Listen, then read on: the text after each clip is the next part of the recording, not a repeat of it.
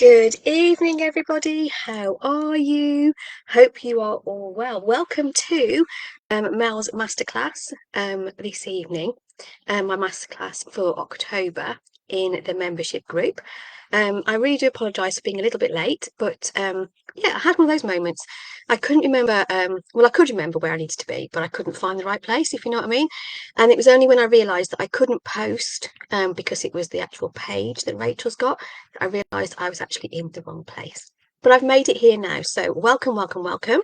If you are here with me this evening, you do give me some likes and love so I know you're here. And if you're watching on replay, give me hashtag replay so I know that you have dropped by. So how are you all doing since last month? I hope you've all been keeping well, keeping dry, because we seem to have had so much rain, haven't we, in the last few weeks? Totally unbelievable.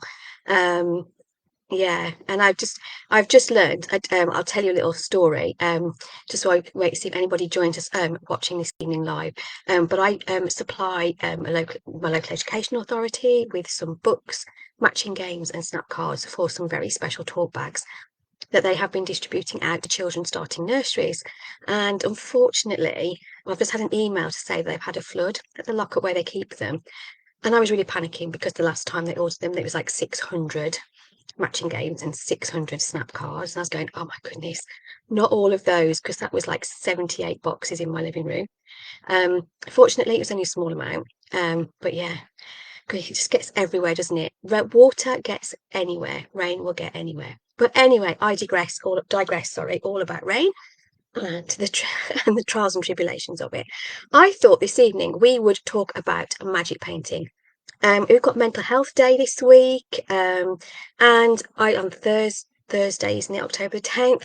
And we've talked a lot about how reading can help with mental health and your health and well-being.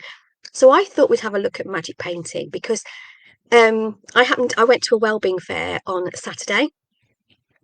And when I do the wellbeing fair, I don't take all of my normal stock, like my early years books and things like that. But I take the books that were more from our PSHE range, more from our mental health and wellbeing range.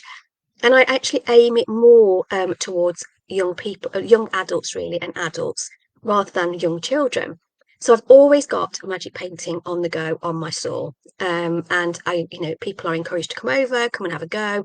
I was sitting there doing the magic painting, and I think it's been the first time for quite a while, quite a few weeks, that I've actually sat and done a magic painting. And I thought, oh, do you know what? Because when I got there, my mind was all racing. I wasn't feeling brilliant anyway. Got a lot of brain fog that day. And actually, just sitting and doing the magic painting, it just actually helped me zone out. I was aware of around me. I knew if people came to my store, like they were there. But actually, it just zoned everything else out for me and it really helped me relax. So I thought it would be ideal to talk about this week and that this week and how magic painting can help with your relaxation and also your mental health as well.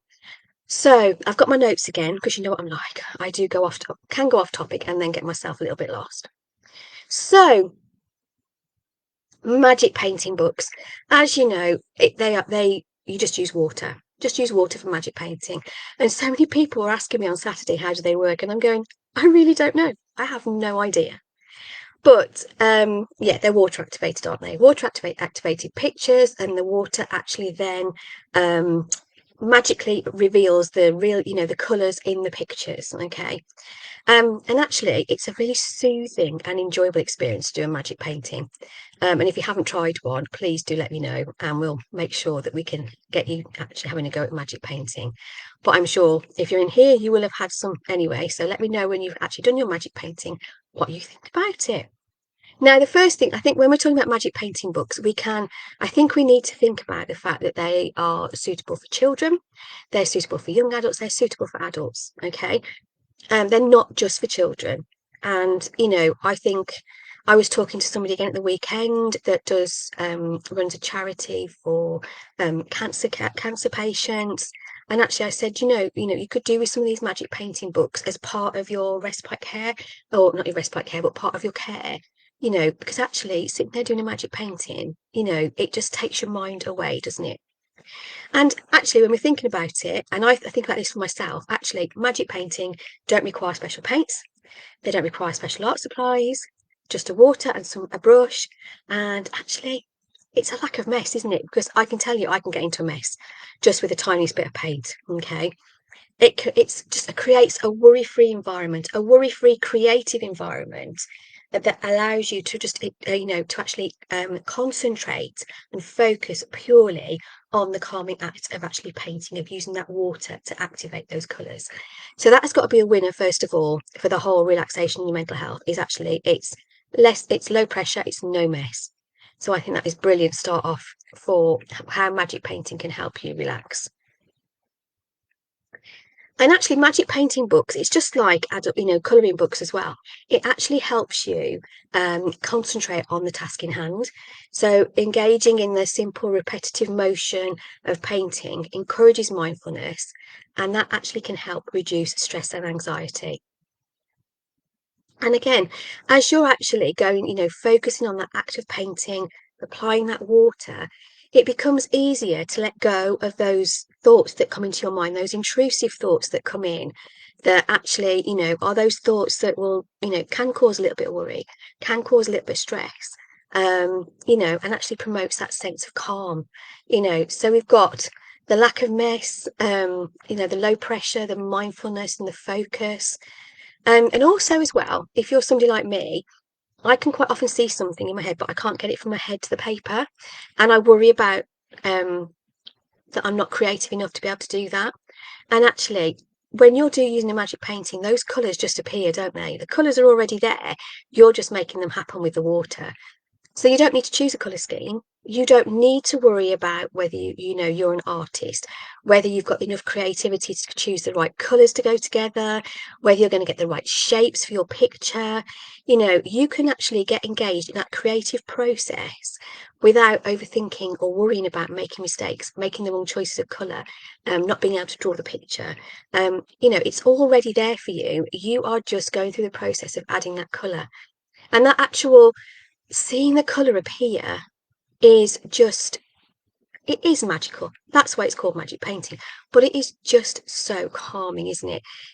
And I mean, I was sat there, and as the colours kept coming, it was like, it was just knowing that I was creating this picture, actually was just enough for me to know, and it was just that I am being creative today. And yeah, I loved it. It was just that whole sense of satisfaction, that I've actually created this. I've actually allowed these colours to come out into my picture. And that actually then boosts your mood, it gives you a sense of accomplishment and enjoyment. So it gives you that bit of a dopamine hit as well, doesn't it? So yeah, absolutely fantastic. Also, as well, I hadn't thought about this, and it was only as I was actually doing this on Saturday and I was thinking the actual using the paintbrush and just getting the water and applying it to the paper and to see that colours, it's got a real sensory appeal to it as well. It's that gentle movement of the brush, the gentleness of the water, that can actually help with that physical relaxation as well. So, and it helps ground you. I think that's one of the main things is actually when you're having stressful thoughts, you've had a really stressful day, you've been running around, like a headless chicken, like we all do, from time to time. And, you just need to actually ground yourself and actually release some of those thoughts and allow your brain the time to decompress, to almost think about what's been happening and to sort it all out in your mind. And that tactile experience of the brush and applying the water does help to ground you and bring you back to the here and now, which is the key thing about mindfulness, isn't it? And relaxation. So yeah, it's a real tactile experience, which is really, really helpful. So we've got low mess, low pressure. We've got mindfulness and focus. We've got being creative without overthinking and worrying, that tactile experience that allows that relaxation. And I've talked about the dopamine hit, haven't I? That feel-good hormone that needs to be stimulated. Sorry, I can't say my words tonight. Stimulated in the brain, improving your mood, reducing anxiety, and enhancing those feelings of pleasure. And so it's that creative activity that's helping, giving you that, and actually it helping your mood lighten. And as I said before, it's, they're there for all ages, from children to adults, making it they're accessible to a really wide audience. And we're really lucky with Usborne that we do have a range, a first magic painting range as well. So they are really good for those are very good for very young children because the pictures are much bigger, there's larger spaces, where so that for young children who are learning to control their paintbrush, they've got more space to be able to move it and to colour. And I know some parents actually use little bits of sponge for them to sponge the pictures as well. And as well with our very, very young children, if you've got any very young children, or you've got nieces and nephews, or you've got friends of the family, actually by putting those pieces up onto an easel, so the child has to do that little bit of a stand up and a stretch to be able to do it. It's helping with this core. When we help with the core and get a really good strong core, that's going to help eventually with all the different what we call pivots, shoulder. I'm going into a bit of an early years thing here. Pivots, elbow, wrist, and your hand. And it helps with that fine motor control, being able to write, being able to draw, being able to colour. So yeah, so actually anything you can do to help with that. So if anybody's got young children, that is a really good tip. Okay. So the other thing which I hadn't thought about actually is it's a screen-free way of relaxing, isn't it? So many times if we want to, I'm going to relax, I'm going to have a bit of a chill, get our phones out, we have a look, a little scroll on Facebook, we check our messages, might check our emails, might even go on a game that we enjoy. And actually, is it really relaxation? At the end of the day, is it actually calming us down? Because I know me, I just keep going around all my things and just checking and checking and checking. So actually, magic painting is actually a screen-free way of relaxing. It's got, it's that alternative allowing people to unwind without thinking about eye strain, without thinking about, straining the mind by using our phones and tablets and things. So yeah, it is just such an all-round good way of relaxing. So, magic painting combines creativity, mindfulness, and sensory engagement, allowing us to actually become calmer, be able to relax. And it also helps promote mental health and well-being as well. And I think they are just brilliant. And if you haven't had a go at one yet, if you've got one in your box, get it out and have a go. And you just need a tiny bit of water. You don't need lots of water. I just literally get like a little tray, like a little, those Chinese trays, and I put a little bit of water in the bottom, and then I put a sponge, like a washing up sponge, in there, and then I dab my paintbrush on the sponge. So I'm just applying small amounts of water, because the less water you actually apply, the more vibrant colours that you get. Which that's another little tip that I got. So yeah, so have a go at magic painting. Have a go and see how it works. And I can guarantee that you will be relaxed and stress-free and calm by the time you have finished one. And once you've done one, you will want to do another. Okay, I should have put a warning on this that it is addictive as well, because it is just such a wonderful creative activity to do. So yeah, let me know when you've had a go at your magic painting. Let me know what you think about it. Let me know, if it's something that really works for you. I'd be really, really keen for you to let me know. So do drop me some comments below here and tell me. But I hope you have a fabulous month. I hope, that you have a great few weeks. Have a fabulous Halloween if you do anything for Halloween, and it's not long until Christmas. I thought I'd whisper that, but yeah, have a great week, have a great month, and I will see you in November. Bye for now.